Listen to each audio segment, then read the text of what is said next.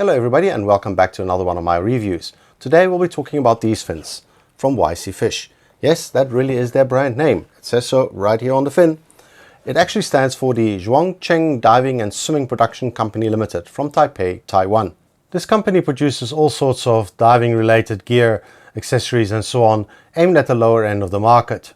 This particular model is the F0010. It's no longer listed on their website, which seems to be a bit wonky to be honest, and is now replaced by the F10A. But from what I can see, they are exactly the same fins. These fins are professional, it says so right here at the back, and they are made to last. Cast from a solid piece of rubber, they will endure anything that you can throw at them. Heck, I reckon in an atomic apocalypse, these fins would outlast the cockroaches. Or so at least I thought. Turns out that the foot pocket part, the last bit, is made from a different compound and it's softer and is starting to degrade, and in a few places it's tearing as well. So I think there's hope for those cockroaches just yet. With these fins there are no fancy bungee or spring straps, just good old-fashioned rubber straps. Metal wire buckles means that there's nothing to break. Of course these straps do perish, and the fact that these ones are Cressi subs means that that must have happened already. These jet fins are beloved by Navy divers and technical divers worldwide, and the reason is very simple. Their short, broad blade provides you with plenty of power, plenty of torque. The harder you push, the more they move you forward, which is really important to them. Furthermore, the blade being short means that they're extremely good for confined spaces. You have a lot of maneuverability, you can go backwards if you want to, and that is all in contrast to a lot of the modern fins which are simply too floppy and just don't have enough horsepower. They may be more comfortable on your ankles, but if you really want power, this is the kind of fin that you would go for. This is also the kind of fin that you want if you want to go frog kicking in the most efficient possible way. Now, I'm by no means an expert in frog kicking. I don't use it a lot simply because of the conditions we have here in Cape Town, but for those that don't know what frog kicking is all about, let me try and explain this a little bit. Let's begin with the scissor kick, where your left and right leg alternate to create the power phase, which is when your fin goes down, and the recovery phase when your fin goes back up again.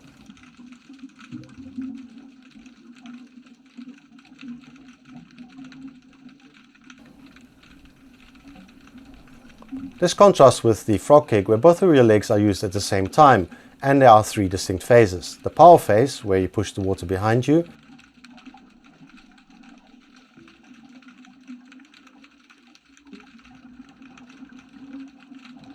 The glide phase, where you just ride that little push forwards a bit.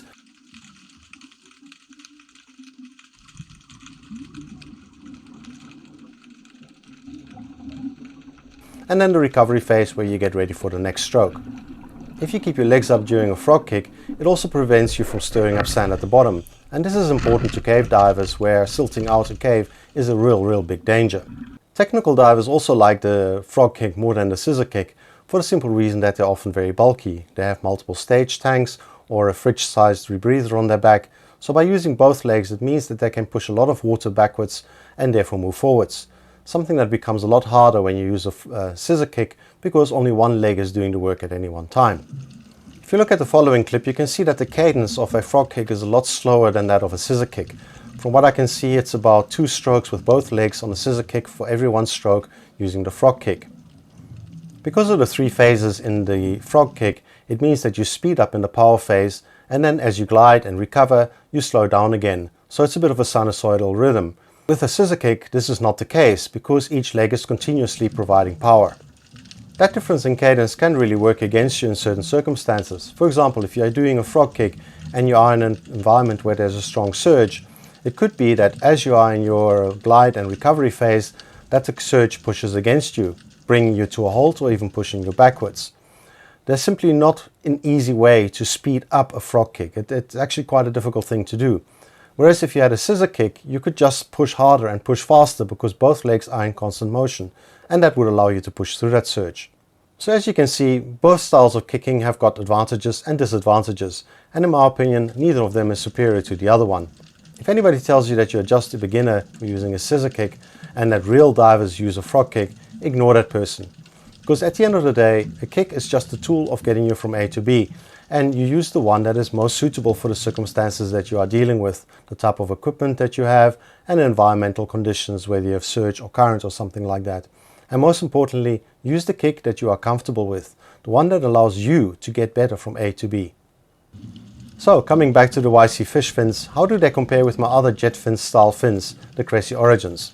My Cressi Origins are the LD variety with a low density, somewhat softer material, so they are more bendy than the HDs. These fins are also not exactly very stiff, and in many ways they feel very, very similar.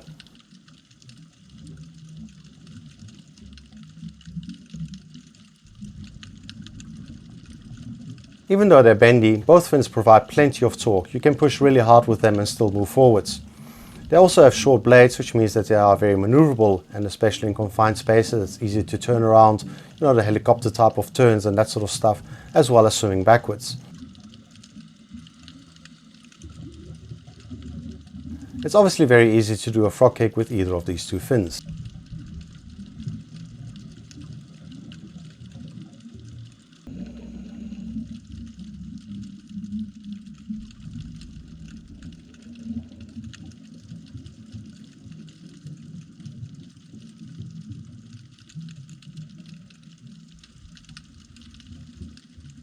Was there anything I did not like about these fins? Yes, the foot pocket. It's very short. On my Cressi Origins, the foot pocket is longer, which means that the fin is better supported by my feet. And this was especially noticeable on the surface where, whether I was using a frog kick or a scissor kick, I never felt quite comfortable, and it actually tired my legs quite a lot quicker than it would have done otherwise. Once submerged, there wasn't a problem, but on the surface, to be honest, I wanted to descend as soon as possible because it was just not pleasant. Now, I borrowed this particular pair of fins before when I was evaluating whether I would like shorter fins, having been using the Cressi Aras and Masterfrogs for so many years. And I must admit, I like them. And it's actually one of the reasons why I ended up buying the Cressi Origins, because they clearly suited my style of diving. Now, these fins are by no means perfect. The old-fashioned strap and these metal buckles here could really use a makeover by using metal spring straps or even bungee straps, and a longer foot pocket would be really nice because that would make it a little bit more comfortable on the surface. So I'm not about to go and replace my Cressi Origins, they are simply too nice, with a pair like these. But if I only had access to one of these, I wouldn't be complaining too much. I quite like them, they're good fins. Anyway, that's it for me today. I hope you enjoyed this video and thank you very much for watching.